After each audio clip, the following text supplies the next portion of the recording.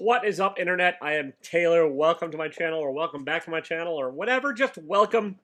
And this is my rambling, non-scripted, review-ishy sort of thing about Y the Last Man. The first three trade paperbacks, which cover issues 1 through 17 of the comic book series, as well as my thoughts on the first 4 episodes of the TV series that just aired. So yeah, it's going to be a little bit spoilery, so spoilers. If you don't want to be spoiled, why did you click on this video? Also, the comic book is 18 years old, so catch up. The TV series is not. The TV series is new, but it's on Hulu, so catch up. I don't know where I'm going with that one. Like I said, I do not script these. I probably should. That probably would help. But anyways, I'm going to start with a comic book. It's written by Brian K. Vaughan, illustrated by Pia Guerra, and I think they sort of like it's more of a co-collaboration. Okay, you don't need the word co. It's just a collaboration between the two. Brian's the writer and Pia's the artist, but they're co-executive producers on the show, and I think they also had a co-vision for the direction of the series. So, well illustrated. Pia does a really nice job of being dynamic action, but at the same time, clear, easy to follow panel structure, solid storytelling, and it's a nice flow to the art. There's not a lot of giant splash pages, although I mean there's some, and that's the end of the issue, and there's cliffhangers at the end of a lot of the issues, and it's kind of like a little bit soap opera-atic in that feel as far as that goes. But for the most part, the art follows a gridded format and sticks to the grid and kind of just kind of goes from there. It doesn't really stretch the boundaries of the medium a whole lot, but that's okay. With things like this, I don't think you really want to necessarily stretch the artistic boundaries when you're really trying to tell a cohesive story. That's just my humble opinion on that matter. The writing is a little dated. There's a few instances of like some language that wouldn't be used nowadays, and some slurs, and like it doesn't address some things that the TV series does address a little bit, but it just kind of, yeah. But that said, it's a Brian K. Vaughan story. It's a story of like the last surviving man on the planet, where something has wiped out every other man, and Yorick, aka Y, is the last survivor, along with his pet monkey Ampersand.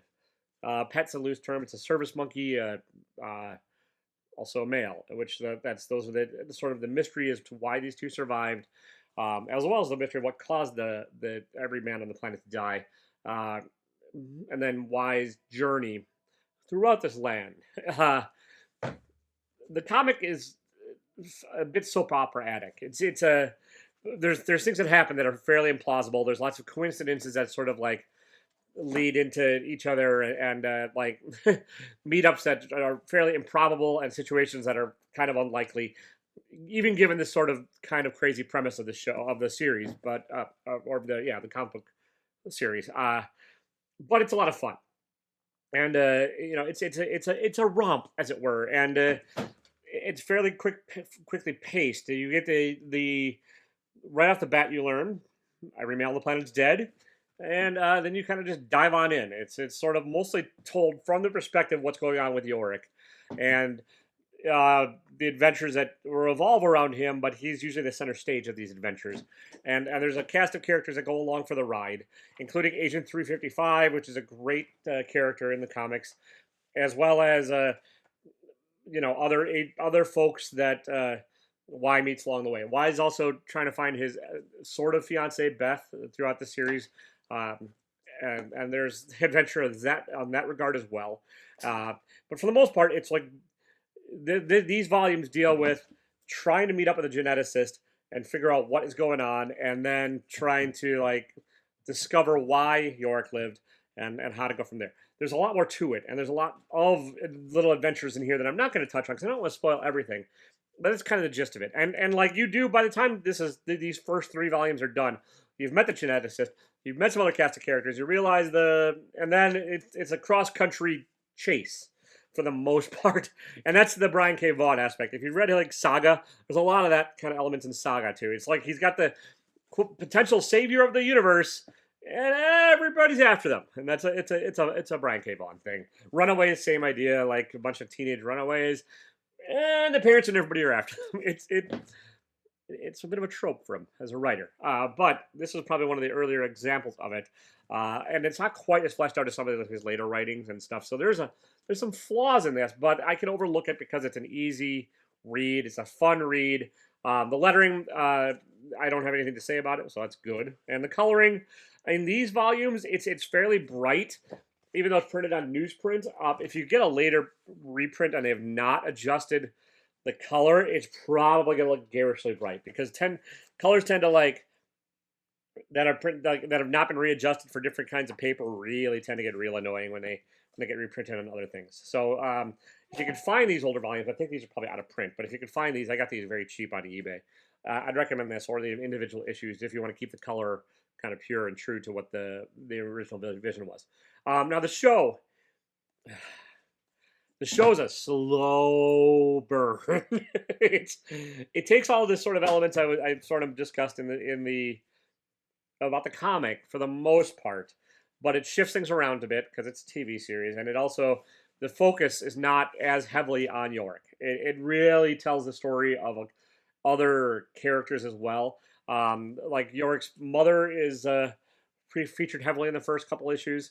Sorry, episodes, first couple episodes of the series, as well as Yorick's sister Hero, who's in these comics, and her story is told a bit in the comics, but it's a different story that they've really shifted around Hero's story in the show, and they've also sped some things up. They sped up the meeting of Yorick and Agent 355, and they've sped up the timeline where those two get together versus in the comics, but then they've really slowed other things down. Like in the first 4 episodes of the series, they've still not met up with the geneticist, and meanwhile they meet with the geneticist.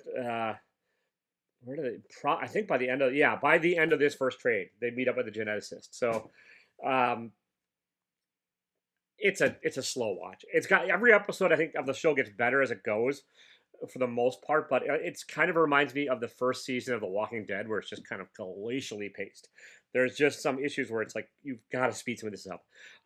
They deal a lot with the crisis in the first 2 episodes, especially in the world that is the crisis, the power failing, the lack of food, the lack of water, that kind of stuff. They really just delve into that probably more than they need to. I don't think they like. You could probably have skipped over that in a 15-minute or done it in a 15-minute segment, not dedicated 2 full issues, episodes just to that.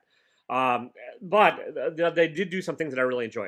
Like I really enjoyed Diane Lane, who's the Yorick's mother in this, and I don't really want to spoil the role, although if you watch the show, you'll get it right off the bat who Diane Lane's playing.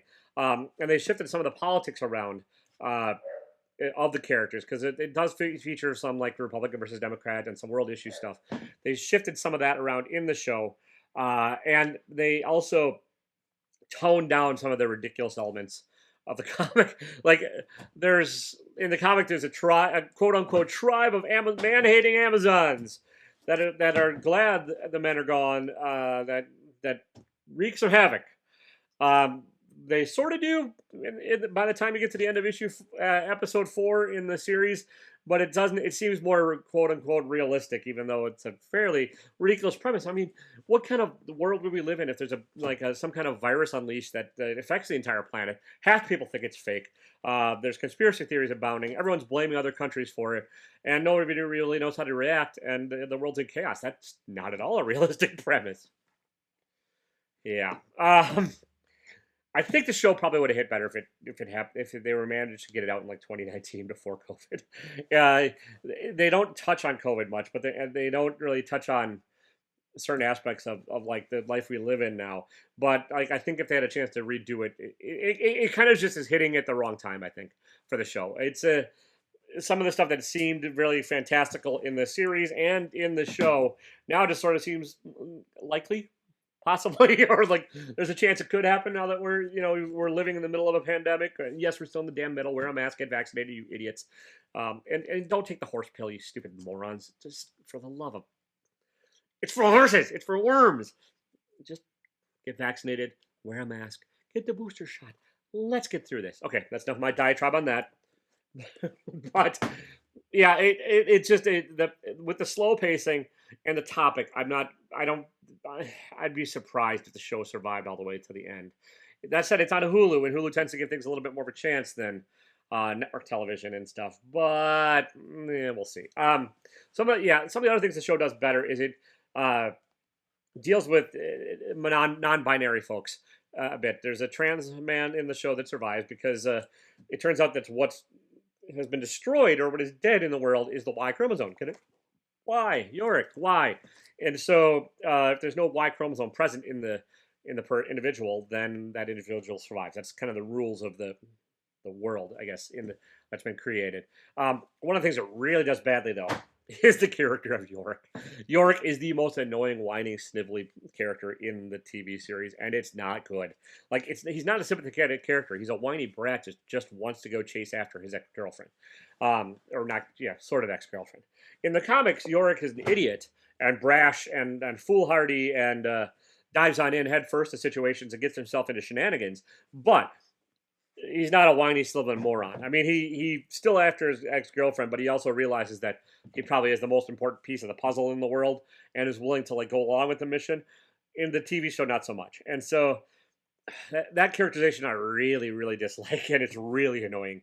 They you can sort of see the path where they're trying to lead to character growth, but they should have like probably sped that up too, because like he's not a sympathetic character, and I think that's one of the reasons that the show doesn't focus on him as much. Because like if you just focus on the TV version of Yorick, you just kill him off and be like, all right, no more men, and we're done. That's it, and scene, because it's brutally annoying.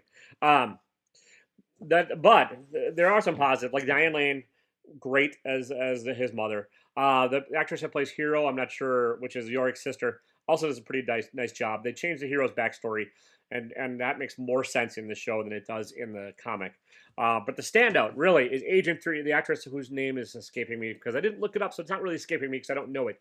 But the actress that plays Agent 355 in the show is great, and she's great at her role. They've also changed up the Agent 355, gave her more of a backstory reveal, and made her a little more sympathetic in the TV series and more mission driven in the TV series. So, and the mission also has shifted a bit. So am I going to finish the TV series? Yes, I'm going to watch the next couple issues. Do I recommend it? Probably. If you're a fan of the first couple of seasons of The Walking Dead, the slow burn kind of stuff, or you don't mind like say a slow AMC type drama, it's probably for you. If you're looking for a fast-paced action romp where the entire world's chasing after you and you're the only man on the planet, read the comic. Don't watch the show. They're two different beasts with a lot of similarities and some overlap and the same broad overarching thing, but the pacing is vastly different. And this is much more of an enjoyable, quick like adventure, whereas the show is like a character study slash slow crawl across the country. So I don't know. That's kind of my rambling on this one. I'm not gonna give these away because I'm gonna hold on to them. I want to try and collect the rest of them or get the omnibus. There's an omnibus out there, but I'm just kind of looking for it cheaply because I'm a cheap son of a bitch. So if I can find the omnibus, I'll give these away in a future giveaway. And yeah, that's what I've got. Have you watched the show? Let me know. Have you read the comic? Let me know. Leave a comment down below. And please, if you like this kind of random sort of content I've made, like, this is not sort of my normal thing. It's my first time trying something like this. Let me know. And let me know if you'd like it or what I should improve on and what you hated, all that kind of stuff. Just interact. Just dialogue, folks. We could talk it out. If you hated my rant on COVID, I don't care. We are past the point of me giving a shit about delicate feelings of people who don't want to get vaccinated. So go get goddamn vaccinated. Let's get through this shit. Please. I'm sure you're probably not watching my channel anyways. and you definitely didn't make it this far in the vid if you're an anti-vaxxer. So whatever. Yeah. Hit the like, hit the subscribe button. I'm inching my way slowly towards 1,000. If I hit 1,000, I'll hit a little giant giveaway. That'd be nice. That'd be real nice. I might actually hit 1,000 followers before York and the TV show becomes interesting.